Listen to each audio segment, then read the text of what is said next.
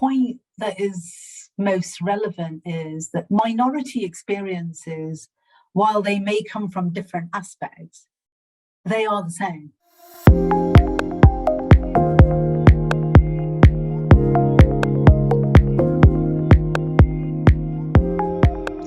Hello and welcome to Diverse and Inclusive Leaders. This is the show where I speak with the most inspirational and thought-provoking leaders of today and unearth their unique stories of diversity and inclusion to help inspire, educate and motivate others to make the world a better place. Today, I'm joined by Kalvinder Dhillon. Now, Kalvinder is the Vice Chair of Deloitte UK. She holds a number of additional positions, has championed many diversity and inclusion campaigns internally and externally. And she's also had over 25 years worth of experience focused around consumer business, technology, media, and telecoms. Welcome to the show, Kalvinder. Thank you so much. It's lovely to meet you again. I thought Future of Work was a while ago, but it feels like it was yesterday. So thank you for organising that event. It was an amazing event. It's good to have you. Maybe a little bit about me as we get into this. So maybe let's start with the personal, which is always harder to talk about. The professional is sort of always easy to talk about. So born in Coventry, family of third generation immigrants. I have a younger brother who actually lives in the US, no kids, 2 Weimaraner dogs who I love and keep me busy. I think personally, you know, being a younger Indian in an immigrant environment, one of the first challenges I really faced was just that, you know, from a very young age, I knew I was gay, and I knew that in the community that I lived in and the times these issues were coming up, that was always going to be a challenge. But I always say that provoked a lot of positivity in me, because I immediately, even as a young 16-year-old, knew that really I had to get really good grades, I had to work really hard, and I had to be successful in some shape or form. I didn't then at that point know what success was going to look like, but I was very, very focused on actually doing really, really well. And I think, you know, I would say that held some truth. I think my parents were really great about it. They are great about it. But I do think it was driven partly by the element of success as well in my personal life. I've lived and worked in a number of countries, and that always, I think, played out again and again. Success somehow forgave you in some ways, where you may not have had that forgiveness if I hadn't been successful, certainly in that time. So I think the idea of being your true self and also fitting in was really something that I was mindful of from a very young age, in many aspects, being a woman, being obviously ethnic, and then also my LGBT aspect. So really it was a triple down of many aspects of what society was thinking about what was going on in the world. Professionally, I had dreams that I wanted to be in the diplomatic service. That's what I really wanted to do. I sat the civil service exams. I remember my father saying to me, you know, you realise that there are no ethnic people in the diplomatic services. But I don't know, at my heart, I wanted to try, even though I thought at that time it may not have been possible. I didn't get the diplomatic services. I actually got the Inland Revenue. Not many people at Deloitte probably know I was at the Inland Revenue, but I spent a few years there and then came into the world of accounting. I started my career at Arthur Andersen and then came over to Deloitte in 2001 and joined them. And over my professional career, I've sort of lived in New York, I was in LA, and I was in San Francisco. So really I was in the US for a good 8 years. And that gave me a lot of different experiences of the way that the corporate world works, you know, the speed at which it works, which is slightly different, and also taught me that the way that we live our English humour can get you into a bit of trouble when you're in the US, where everything has to be quite precise and you have to be quite careful. So, you know, definitely took that journey of cultural adaptation. In my time that I don't spend at Deloitte, I think I always had a passion for where I came from. So even though I didn't grow up in India, I always felt that knowing where I came from would be important to my identity. So we went back quite a lot visiting the village. My brother and I set up a school there. We fund young girls from the village through an education program. And I think it's not about what I do, but I do think, you know, it was about the sense of identity that it gave me. It made me understand, you know, my ethnic roots and what I would describe as my British roots. And it allowed me actually to bring all those together. So I didn't feel lost being British, but equally, I took the best of my ethnic culture to apply it to my British culture. And people always ask me, well, what would that be? And I actually think if you grow up in an Indian family, you get to understand politics quite quickly. So you sort of instinctively understand that even though your aunt comes over every other day, your dad really doesn't quite get on with her, and that's never spoken about. So if you think about corporate politics, to me it always feels like it's an extended family of who knows who, how well do they get on, and how do they play with each other. And I think I kind of learned that at a very young age. You know, I think for me, as I progressed, giving back to society in some shape or form was quite important. I think you can often make that a big debate, but actually it's the small things that matter. So I didn't sit around thinking about it for ages. I just picked the things that mattered to me. The school in India mattered to me. I'm on the board of the Fund for Global Human Rights, which really mattered to me because they are really, it's human rights at the core in countries, and it's about activism, and it isn't about a central organization that has thousands of people. And in my Deloitte role, you know, diversity and inclusion, critical. I play a role at Deloitte in all aspects, but really working with the CBI and helping set up Change the Race Ratio campaign is something that I'll be always proud about. And also we are one of the biggest sponsors of Open for Business, which is an LGBT think tank. So that sort of very quickly, Leila, sums up what I've been doing over the past, I don't know how many years. I'm not going to talk about the years. Oh my goodness, Kalvinder, where do I start? First of all, I will say I'm so pleased to have the opportunity to meet you in real life, or IRL, as I'm told the cool expression now is, for meeting people in person at Future of Work, which was at the back end of last year, my goodness. But there are so many rich cultural pieces that you mentioned here. And I remember that you mentioned when I watched you over at the Unilever summit, that I thought, wow, I'd love to really dig deeper into the hows and whys behind all of these areas. And much like many people who are listening in, I feel that your story resonates with a lot of the experiences I've had, and also for many who have found their way into this world of diversity, inclusion, belonging, equity, and found that it's really struck a chord with them personally, and they've found themselves really then projecting that out into the business context. But to come from, you know, what a pretty humble beginnings in Coventry, and we're in Leamington Spa now, so not too far away, having really demonstrated such tenacity at an early age, and having then found your way into the world of corporate. Did you find that there were significant challenges on that path? Because I look back at my own journey as the adopted Chinese daughter of white British parents, and I think, oh my goodness, it took me such a long time to find my voice and find the place that I felt I belonged. To have seen and heard individuals like yourself would have made such a big difference if I were to have taken that corporate journey, if that makes sense. Yeah, I mean, it's a good question. I think in some ways I was really fortunate. So growing up, I was the only daughter in an extended family of 7 other boys. So I sort of learned, you know, even at the age of 5, having a voice and how to have one, because I think I grew up in that environment. I think in my professional career, sometimes you can't look back and remember all of the challenges, ironically. Of course, there were challenges, but I always had people who understood me and supported me. But if they didn't, I was never afraid to voice how I felt or what we should do.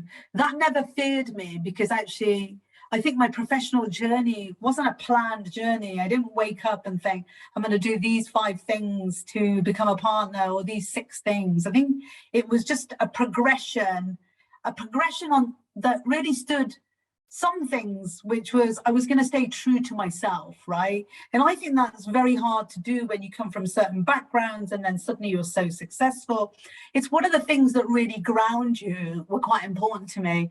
I think if you spoke to people at work, they would say I'm straightforward, I speak my mind. You know, there were times in my career that would have been considered a negative, right?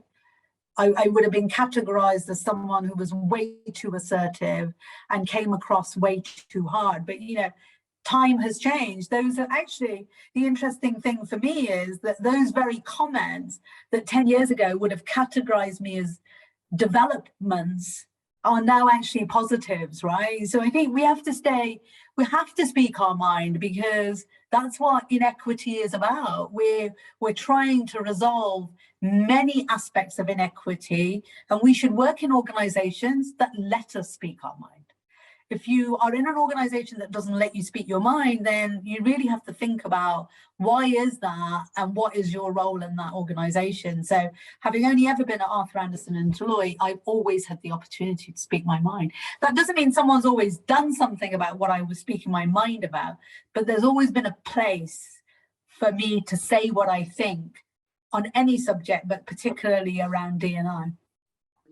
It's really great to know that, especially given the fact that there's so many different areas of diversity that would be a personal resonance to you, be it LGBTQ+, be it being passionate about race and ethnicity, be it the consumer journey ultimately, as we start to see, you know, government and society, investors pay more and more attention to the S of the ESG and so on and so forth.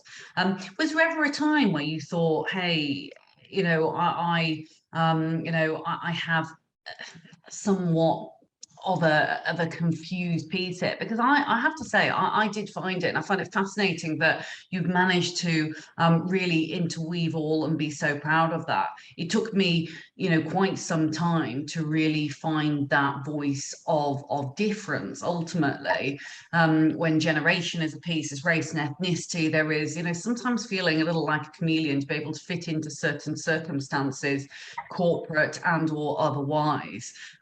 So it's interesting you mentioned humor, because it's one thing that I think does bind us together, no matter where we are in the world, New York, LA, London.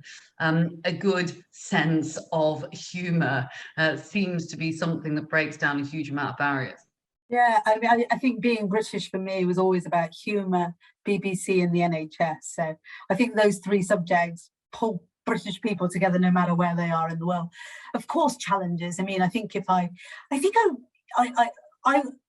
was very comfortable with ethnicity, and I was very comfortable with being a woman in a world that, you know, was dominated by men, and in some ways still is.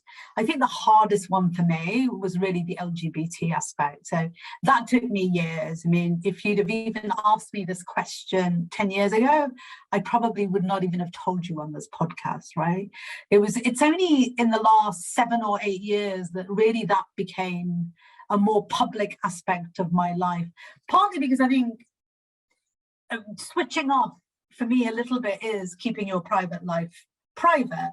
But I often wonder if that really was an outcome of being an LGBT person versus what I really thought about. And I often think about that. Did I end up in this place where my private life is very private because that's what I really believe? Or did I end up in this place where my private life is private because I am gay? And I haven't quite philosophically concluded that point. But there comes a time in your career where you think, gosh, and I remember someone saying this to me, there are people sitting outside of your room that would want to hear your story. And in your day-to-day life, you know, you never really think that you're going to have an impact on anyone else in that way. You kind of, we're in a process, it's like an engineering machine. We go in the morning, we do our work, we come back at home. But that was like one of the most insightful things that someone had said to me. And they said, you do realize that there are people sitting outside of your office. I remember exactly where I was when they said to me, on which this would be a huge influence. They may actually email you, they may want to talk to you, they will be going through these exact struggles. That really became a bit of a, I'd say, a positive burden that I carried around, you know, really thinking about it and thinking, this is true, I need to do more. So when I decided to take the board role, that was the first time I really became quite public about it. So I stopped people saying things like, what does your husband do? And I'm like, I don't have a husband. And then that becomes a vernacular that you adapt, because the first time I said I don't have a husband, you end up saying, oh, I'm so sorry, I didn't make you feel uncomfortable. And then I'm like, why am I saying sorry, actually? But, you know, so it's a vernacular and a skill, I think, actually, you build up over time. And I've probably only in the last 2 years got to a place where it's a very comfortable skill for me.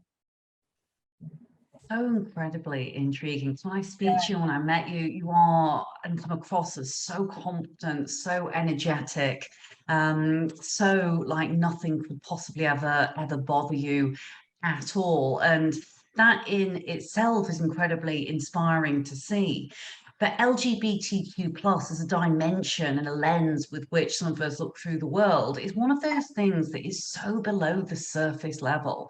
And again, you touched on it multiple times as we've begun this podcast, is there's so many rich, different things that make up each of us as human beings. You and I are both female, you and I are both ethnic minorities, quote unquote, yet the experiences and how we came to be where we are, driving and leading organizations are entirely different. And whilst I'm not LGBTQ plus IA myself, I always think it's rather much like mental health in I suppose my personal situation, in that you're choosing, do I disclose, do I not? The language itself, even in disclosure, makes you think, oh goodness, I'm talking about something here that perhaps I oughtn't to be. But to your point, the future generations of leaders and the many that, you know, it's kind of almost easy to forget about, that have not seen or heard people in leadership positions that are willing to talk about these things so candidly, then do not benefit from the safe space, as we like to call it, from hearing these brilliant stories where they too see something of themselves in you and believe then that they can achieve great things within corporate organizations if that's the route they want to go down.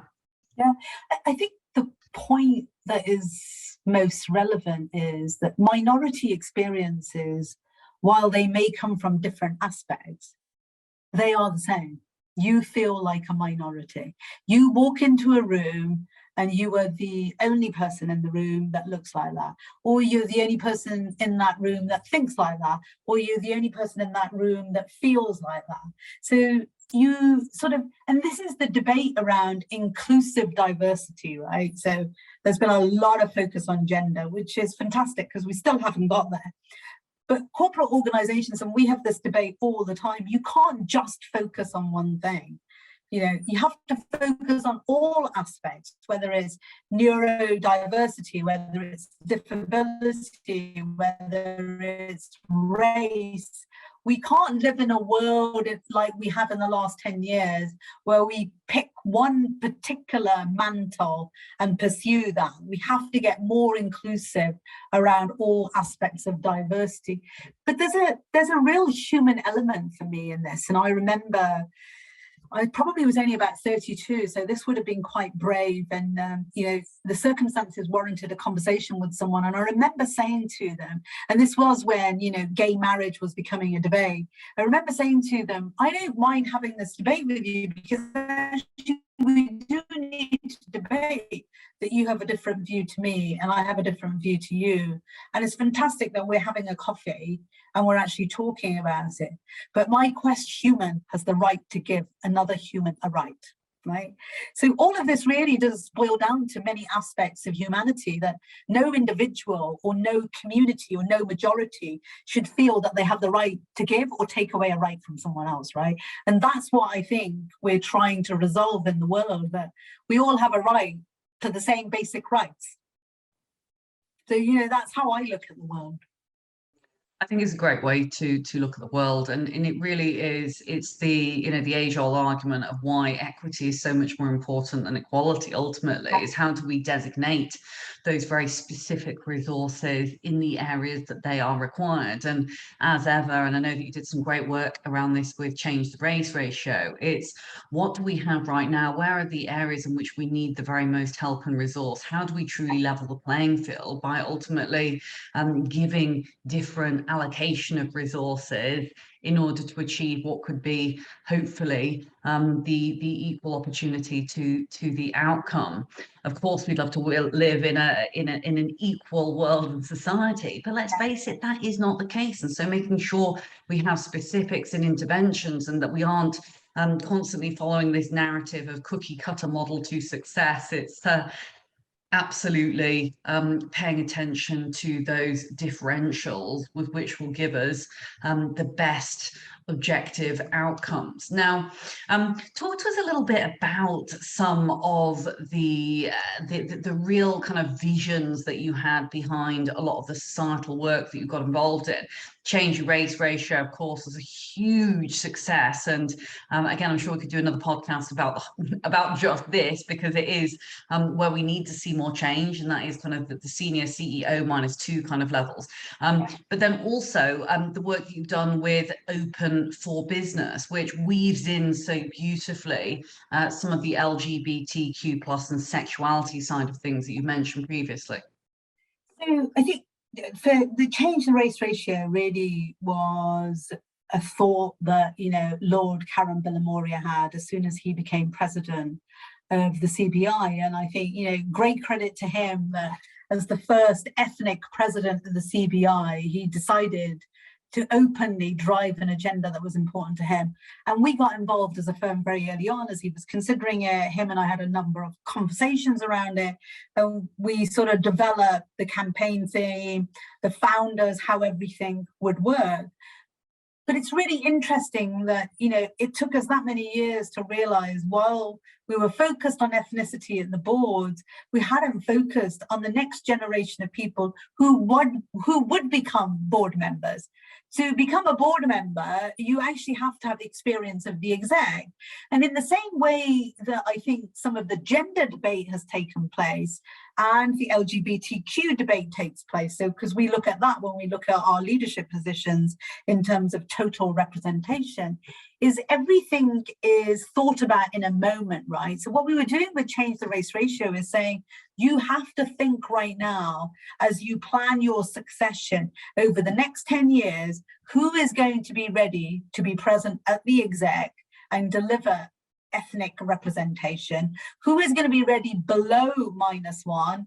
And when will those people become ready and be trained to become tomorrow's board members? Otherwise, the system becomes a pressure system, right? It's the same people for 15 years, they get called about the same roles, that get offered the same positions. And that is because they are brilliant, but it's equally also because there's nobody else. And we want to look right, we want to make sure we're represented. The interesting thing about the Change the Race Ratio campaign is that I think it also touches on something that's really important, which is in every aspect of our business, we plan everything. We have targets, we have metrics, we look at our 5-year strategy. When it comes to D&I believe enough organizations don't have a deliberate enough strategy. And it's the one thing that they do in every other aspect of their business. So there's been a lot of debate about that. The last pillar of Change the Race Ratio is really the importance of the third sector. So Change the Race Ratio just wasn't about corporates. It's also about the third sector. So if you look at representation in the third sector, which is charities and academia, it's probably below business when it comes to ethnic representation and LGBTQ representation. But really, nobody's having a conversation about the third sector. And yet the third sector, if you look at academia, actually supplies all of the talent that we will have as graduates. So it went much broader than just always businesses and always the FTSE 100. It should even at some point venture into government. I always have this debate, why aren't we all producing our stats irrespective of the kind of organization that we are? So really, that was the work of the Change the Race ratio. It was to push organisations to reflect on a much broader D&I strategy that was more long-term and to make deliberate choices and take deliberate actions. We did it. You know, when I joined the board, I think gender representation must have been at 29%. This year, we will have 55%. 55% of the board of North-South Europe of Deloitte is now women. That's deliberate action, collaboration, and making good choices. And what gets measured gets managed ultimately. And I love the fact that we are being ultimately quite provocative here in a good way. Organisations do need that challenge back that ultimately says, as you have mentioned there, we need to be able to drive tomorrow's leaders. Therefore, we have to put positive metrics and interventions in place. And with our annual NSE Deloitte review, we look at those 10 facets. We look at CEO -2. The work that Change the Race ratio is doing is superb, because it is about the how do we ensure that talent is able to thrive for the long term. You talked about the the same people, the same roles. Makes me think of my formative exec search days, where it's almost a musical chairs of who's who and who will pop up and appear next. And you kind of, you want to breathe out this big exhale and say, well, you've heard so many times people say, well, the candidates don't exist, etc., etc. They absolutely do. But in order to actually see true outcomes and positive change, we've got to put in the time, the effort, the money that enables us to develop these next layers down. And ultimately, it is that, I hate the expression, but the marzipan layer, quote unquote, that we really need to see the change affected, because we've got some great people there who are at board level, and it's great that you've obviously now gone all the way up to nearly 50%, which is superb. But it's the executives who are full-time within the organization that we really need to ensure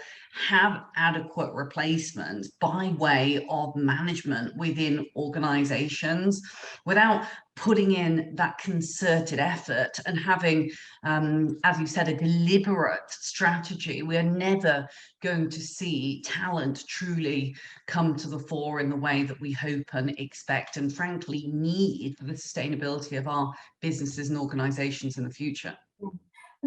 Where the S in ESG is taking us, and I hope really drives us harder, is what gets measured gets rewarded. So is there a negative repercussion of not having your D&I strategy diverse enough to build tomorrow's business? That's where I hope the S will take us. It will actually link having the right D&I strategy, including all of its inclusion of pillars, directly to reward. Because actually what gets measured and is or isn't rewarded is how action takes place. So that for me is going to be an interesting next few years. So pleased that you mentioned ESG again. It's another of my favourite conversation points. And actually a perfect way for us to summarise some of what we believe the future of work will look like, and who better to ask than yourself, Kalvinder. But I truly believe the S will be what the E has been for the last 10 years. I'm kind of there standing on my seat virtually going, hurrah, it is about time. This is great to see more investment into the S. And the fact that this is now exploding off the scenes for all of the right reasons. Obviously, we've seen some, pretty tragic world events unfold, but lest us not lose this moment in time to really spearhead what needs to now happen. But talk to me a little bit about how you've seen the last decade and what you foresee the next decade when it comes to the societal aspects, because it really is. I mean, I spoke to someone actually the other day, and they said, yeah, it's a fad. And I said, please tell me you are not, you did not just say that, but tell me why you think that is the case. This is here to stay. And I got all het up about it, but talk to us about trends and where you and why you see this being something that is here to stay. And if it's not here to stay, then I think, God, how disappointing the world will have become. Because actually, in the era towards the end of the last decade, we have seen more inequity, we have seen more injustice, we've gone from globalization to deglobalization, and we've got some of the biggest war issues happening in our lifetime. I mean, you know, whatever our views might be, did I ever think in my lifetime I would see what's happening in Ukraine today? Absolutely not. And our hearts go out to all of those people. But that's not something that I would have ever imagined would happen in my lifetime, actually. That felt like, and the next 10 years is going to drive us to the heart of some of the inequity that will go beyond representation. It will go into economic inequity. You know, there is a percentage of the world that lives way below the poverty line, and unless we resolve some of those issues, we aren't going to get to an equitable world. So simultaneously, it's going to be done in a world where we're all talking about cryptocurrencies and digital money and everything else. So again, I think the next 10 decades will be a balance of extreme innovation combined with ending up somewhere in this deglobalization, globalization debate, depending on what happens over the next 4 or 5 years. But equally at the heart of it will have to be right-sizing economic inequity. We talk about representation of all aspects, but rarely do we talk about the real issue that is the heart of society, economic inequity. You know, in the country that I live in, which is Britain, where we have so many fantastic things, there are still people below the poverty line. I mean, how horrific is that? Because we are living in a society where actually we're a very good country. So I think the next decade is going to push us, and people are going to push us, because younger people are going to push us on economic inequity and obviously climate. And there's going to be a Greta of economic inequity who's thinking about this right now somewhere in the world, that's going to pop up and make us reassess the differences between the rich and the poor. Indeed, and social mobility is something that thankfully is so much more coming to the fore, not only in the press, but within organisations. We've seen a lot of great work and a lot of, you know, big, hairy but positive targets put out there by many organisations saying we are going to look at different individuals in society that don't necessarily need to have degrees, etc., which is absolute music to my ears, and I'm sure it is yours as well. But I will touch on one of the points there that you mentioned, is our future generations of leaders and also the youth of today. We are in this crazy, wonderful world where we've got, 5 generations now in the workplace, and our future generations of leaders, I know, will not forgive us if we do not simply drive purpose and values and put cold hard facts behind this, and not purely just pay lip service to it. But economic inequity, such powerful words there, and again pleases me no end to see all of the rich interventions that you are putting in place. Now, before we run out of time, I'd love to go into a little lightning round, if I may. Pardon? I said, this is the one I'm worried about, the lightning round. You have an answer for everything, though. I love it. I'm feeling the energy through the screen today, Kalvinder, because he's so much fun to spar with and talk to. It's conversations like this that I absolutely thrive off. But I am going to ask you the hardest question first. I'm going to give you 30 seconds to answer each before we summarise for today. And the first and most difficult question is, what is your secret to success, or is there one? For me, there is one. That is learning to switch off. I think we all need to learn how to switch off, as passionate as we are about everything. So I'm really passionate about what I do, and I love being at Deloitte, and it is, you know, something that is a real important part of my life. But I think one is learning to switch off, and 2 is having an identity that isn't just linked to the role or the place that you're at. So I love what I do. I love the organisation I work with.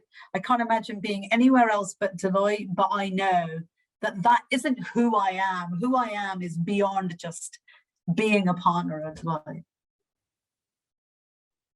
Incredibly well articulated, and as you say it, I'm reflecting myself thinking, oh my goodness, I don't know that I can entirely do that, but it is a brilliant skill, and one in which I I do worry about the meld between business, work, so-called balance, quote unquote. So to have mastered that is superb. And how about authentic leadership? I know it's a rather, overused term, shall we say, but what is true authentic leadership to you? And in fact, what is diversity and inclusion for you personally? Authentic leadership, and it is, as you said, a bit of an overused word, but for me, it's really just being true to myself. I mean, the description of me being straightforward, challenging, people would sometimes maybe even say a bit blunt, but hopefully in a nice way. That is authentic leadership, which is just being, actually saying what you think, but in a constructive, positive manner.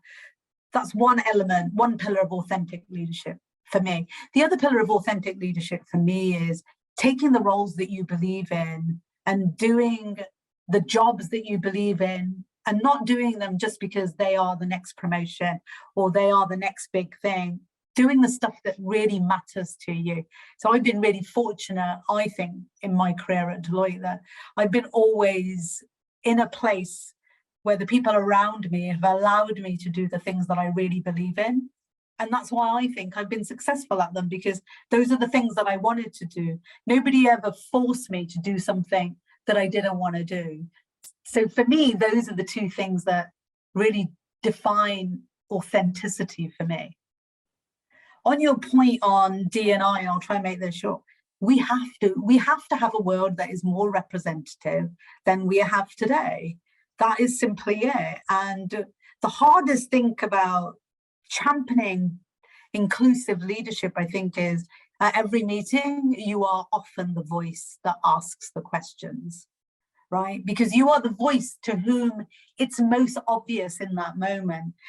For all the people that do that every day, don't stop doing it. We need more of us to do it, and more of our colleagues will start doing it, and then more of our colleagues of colleagues will start doing. But you know what's interesting? The generation below us won't have the challenges that we have, right? My brother's a generation below me. I think sometimes he just doesn't even understand why I'm even talking about this stuff, because when they're amongst their colleagues and they're amongst their leadership teams, those things don't matter. When it comes to my 8-year-old my 8-year-old nephew, I think he thinks I live in an ancient world that doesn't exist for him. So I think every generation, it will change, but they will have different issues. And every time there will be a representation issue, and every time we'll have to voice our voices to make sure the right thing is done. It's so bit of a long answer. No. It's a superb answer, because we're talking about this evolution. Diversity and inclusion means so many different things.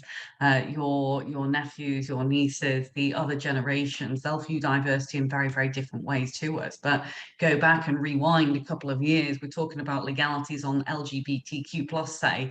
That is why we have to watch and see the step change. And it's so easy sometimes, isn't it, to look at how far there is to go up the mountain. You look and reflect at how far is being trodden. Actually, it's immense strides, and remaining positive and optimistic wherever we can, and reminding ourselves exactly why we do this is key. But finally, before we summarize, I'm really looking forward to hearing your answer on this. Is what advice, if any, might you give to your younger self, your much younger self, who is back in COV, as we like to call it here in LEM? What advice might you give to your younger self, or someone else who's in a similar situation and about to embark on a corporate career and wanting to achieve some of the lofty heights that you have? I don't think I would change anything about the journey that I've been on, and for sure there'll be some regrets in it and there'll be some mishaps in it, but I wouldn't change in any shape or form where I've ended up. The one piece of advice that I would give myself is the advice that I'm giving to people who are listening to this podcast, which is, I really wish I'd spoken up earlier. I think I wish I knew the things that mattered to me in my 40s, in my early 40s, or maybe even in my 30s. And I do wish I'd corralled more support for those things, rather than being a quiet voice in my early 30s and then accelerating in my 40s. And I think, the last point for me is that when we talk about representation, and while we're talking about race and we're talking about gender and we're talking about LGBTQ, I often say this at Deloitte, we're also talking about the quiet men. who never get the chance either. So it is much broader than what people think. You know, there's a lot of brilliantly quiet men that don't get the opportunities either. So I think we need to make this more inclusive and target inclusivity in D&I rather than just pillars of D&I. It's a really super point there, and again speaks very much to our presumption, or our archetypal presumption of what stereotypical diversity means. As you have so well articulated throughout various aspects of the podcast, this means so many different things. This is a rich tapestry of various different aspects. Looking through the pure one-sided lens will never get us anywhere, but looking top down, bottom up, looking at the sponsorship, looking at the allyship, looking at the speaking out in the safe spaces, amongst the fact that we also need to measure and manage everything that we are doing, all are critical pieces in the jigsaw to finding and beholding a better business future now for future generations of leaders, and allyship in the mix with that in addition. So easy is it to think that diversity is merely about gender or race. Actually, allyship and looking at what good really looks like. You know, again, we reflect, and we have done a lot throughout this conversation on what we have previously seen over the last decade, 2 decades and such. Actually, it's often been the louder ones who have been the ones that have been heard the most, making sure that we pay attention, to your point, to those who are slightly less forthcoming is equally important if we are to really achieve the deep listening and the vibrance of innovation and different thoughts around the virtual boardroom table. Yeah, and there's an element there that, you know, in this debate for inclusive leadership, the minorities mustn't be fighting each other, right? Because, you know, there's that aspect of it as well, right? Which is social mobility, disability, neurodiversity. There's so many things that we want to drive. So if we make it inclusive and we say we're going to achieve all of those actually in different ways, then we'll get there. But we mustn't sort of, it's not divide and conquer. So, you know, the minorities groups have to come together to achieve bigger diversity. So I'll celebrate any aspect of diversity when I see someone step into a leadership role. It doesn't matter which one of those boxes as we've made them might it be. I'm happy with there's a result.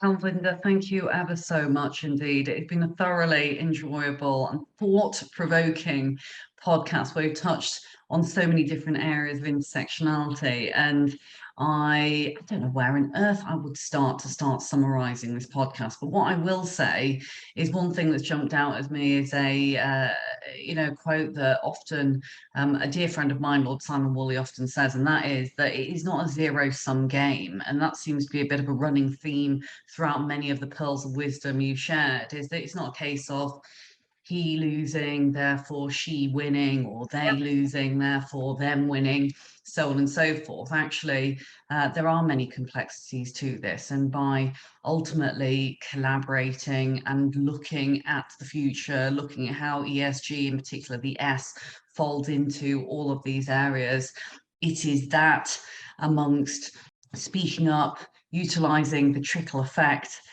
being abreast and ahead of the curve, and knowing that this affects all different aspects of customers, society, business, and social economic inequity, which you mentioned. I think that's such a critical piece that stood out, certainly for me, throughout our time. So thank you very, very much, Kalvinder. I hope that we can speak again soon. I thoroughly enjoy speaking with you.